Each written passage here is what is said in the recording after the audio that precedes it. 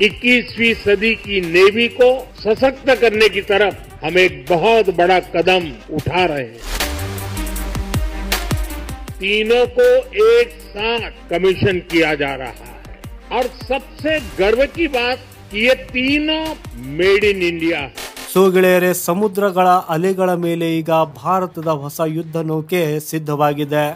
INS Surat ಶತ್ರುಗಳನ್ನು ಹೆದರಿಸಲು ಮತ್ತು ಭಾರತದ ಸಮುದ್ರ ಗಡಿಗಳ ಭದ್ರತೆಯನ್ನ ಅಜೇಯವಾಗಿಸಲು ಪ್ರಧಾನಿ ನರೇಂದ್ರ ಮೋದಿ ಇದೇ ಬುಧವಾರ ಜನವರಿ 15, 2025ರಂದು ಮುಂಬೈನ ನೆವಲ್ ಡಾಕ್ ಯಾರ್ಡ್ನಲ್ಲಿ ನೌಕಾಪಡೆಗೆ 3 ಹೊಸ ಶಕ್ತಿಶಾಲಿ ಯೋಧರನ್ನ ಸೇರಿಸಿಕೊಂಡಿದ್ದಾರೆ. ಅಂದರೆ ನೌಕೆಗಳನ್ನ ಸೇರಿಸಿಕೊಂಡಿದ್ದಾರೆ. INS ಸೂರತ್, INS ನೀಲಗಿರಿ ಮತ್ತು INS Vagsheer.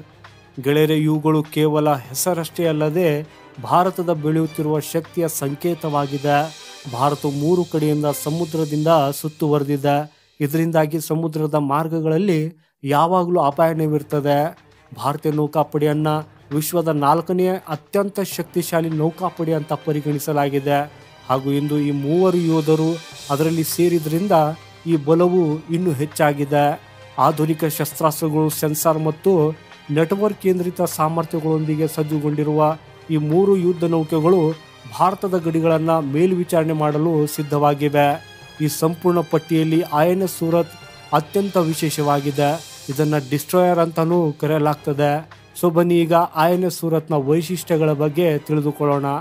Actually INS Surat P-15B guided missile destroyer ಪ್ರಾಜೆಕ್ಟ್ನ 4ನೇ ಮತ್ತು ಕೊನೆಯ ಯುದ್ಧ ನೌಕೆ ಆಗಿದೆ. ಇದರ ಉದ್ದ 160 ಮೀಟರ್ ಮತ್ತು ಅಗಲ 17.7 ಮೀಟರ್. ಇದು ಸಮುದ್ರದಲ್ಲಿ 30 ನಾಟಿಕಲ್ ಮೈಲುಗಳಷ್ಟು ಮತ್ತು ಗಂಟೆಗೆ ಸುಮಾರು 56 ಕಿಲೋಮೀಟರ್ ವೇಗದಲ್ಲಿ ಓಡಬಲ್ಲದು. ಇದರ ಪ್ರಯಾಣ ಸಾಮರ್ಥ್ಯವು ಅದ್ಭುತವಾಗಿದ್ದು INS ಸೂರತ್ ಒಂದೇ ಬಾರಿಗೆ 15,000 ಕಿಲೋಮೀಟರ್ ಪ್ರಯಾಣಿಸಬಲ್ಲದು ಮತ್ತು 45 ದಿನಗಳ ಕಾಲ ನಿರಂತರವಾಗಿ ಸಮುದ್ರದಲ್ಲಿ ಕಾರ್ಯನಿರ್ವಹಿಸಬಲ್ಲದು. ಹಾಗೂ ಇದು 300 ನೌಕಾ ಸೈನಿಕರು ಇರುವಷ್ಟು ಸ್ಥಳವನ್ನ ಹೊಂದಿದೆ. ವಿಶೇಷವೆಂದರೆ ಇದರಲ್ಲಿ 75% ಸ್ವದೇಶೀಯ ಉಪಕರಣಗಳನ್ನು ಬಳಸಲಾಗಿದೆ. ಇದು ಅತ್ಯಾಧುನಿಕ ಶಸ್ತ್ರಾಸ್ತ್ರ, ಸೆನ್ಸಾರ್ ಪ್ಯಾಕೇಜ್ ಮತ್ತು ನೆಟ್ವರ್ಕ್ ಕೇಂದ್ರಿತ ಸಾಮರ್ಥ್ಯಗಳನ್ನು ಹೊಂದಿದ್ದು ಶತ್ರುಗಳಿಂದ ಬರುವ ಯಾವುದೇ ಬೆದರಿಕೆಯನ್ನು ಎದುರಿಸಲು ಅದನ್ನು ಸಿದ್ಧಗೊಳಿಸುತ್ತದೆ. ಹಾಗೆಯೇ ನಿಮ್ಗೆ ಹೇಳೋದಾದ್ರೆ ಈ INS ಸೂರತ್ ಕೇವಲ ಯುದ್ಧ ನೌಕೆ ಅಲ್ಲ, ಇದು ಶತ್ರುಗಳ ಭಯಕ್ಕೆ ಮತ್ತೊಂದು ಹೆಸರಾಗಿದೆ. ಇದರ ಅಡ್ವಾನ್ಸ್ ಮಿಸೈಲ್ ಸಿಸ್ಟಮ್ ಮತ್ತು ಸೆನ್ಸಾರ್ಗಳು ಸಮುದ್ರದ ಯಾವುದೇ ಭಾಗದಲ್ಲಿರುವ ಶತ್ರುಗಳನ್ನು ಪತ್ತೆ ಹಚ್ಚಲು ಮತ್ತು ತಕ್ಷಣವೇ ನಿರ್ಮೂಲನೆ ಮಾಡಲು ಅನುವು ಮಾಡಿಕೊಡುತ್ತದೆ. ಅವರು ನೀರಿನ ಮೇಲೆ ಇರಲಿ, ಮೇಲ್ಮೈ ಕೆಳಗೆ ಇರಲಿ ಅಥವಾ ವಾಯುದಾಳಿಗಳೇ ಇರಲಿ, INS ಸೂರತ್ ಪ್ರತಿಯೊಂದು ಪರಿಸ್ಥಿತಿಗೂ ಸಿದ್ಧವಾಗಿದೆ. INS ಸೂರತ್ ಭಾರತದ ಭದ್ರತೆಯನ್ನು ಬಲಪಡಿಸುವುದಲ್ಲದೆ ಮೇಕ್ ಇನ್ ಇಂಡಿಯಾ ಅಭಿಯಾನದ ಒಂದು ಉತ್ತಮ ಉದಾಹರಣೆಯೂ ಹೌದು. ಯಾಕಂದರೆ ಈ INS ಸೂರತ್ನಲ್ಲಿ 75% ಸ್ಥಳೀಯ ಉಪಕರಣಗಳನ್ನು ಬಳಸಲಾಗಿದೆ. ಇದು ಪ್ರಧಾನಿ ಮೋದಿಯವರ ಸ್ವಾವಲಂಬಿ ಭಾರತದ ಕನಸನ್ನು ನನಸು ಮಾಡುವತ್ತ ಒಂದು ದೊಡ್ಡ ಹೆಜ್ಜೆ ಆಗಿದೆ. INS ಸೂರತ್ ಮತ್ತು ಅದರೊಂದಿಗೆ ಇರುವ ಯುದ್ಧ ನೌಕೆ ಭಾರತದ ಬೆಳೆಯುತ್ತಿರುವ ಕಡಲ ಪ್ರಾಬಲ್ಯದ ಸಂದೇಶವಾಗಿದೆ.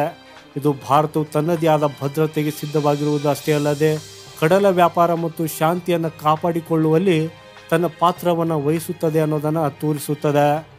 ಸೊ ಇದು INS ಸೂರತ್ನ ಬಗ್ಗೆ ಸಂಪೂರ್ಣ ಸುದ್ದಿಯಾಗಿದ್ದು ಇವತ್ತಿನ ದಿನ ಭಾರತೀಯ ನೌಕಾಪಡೆಗೆ ಐತಿಹಾಸಿಕ ದಿನವಾಗಿದೆ.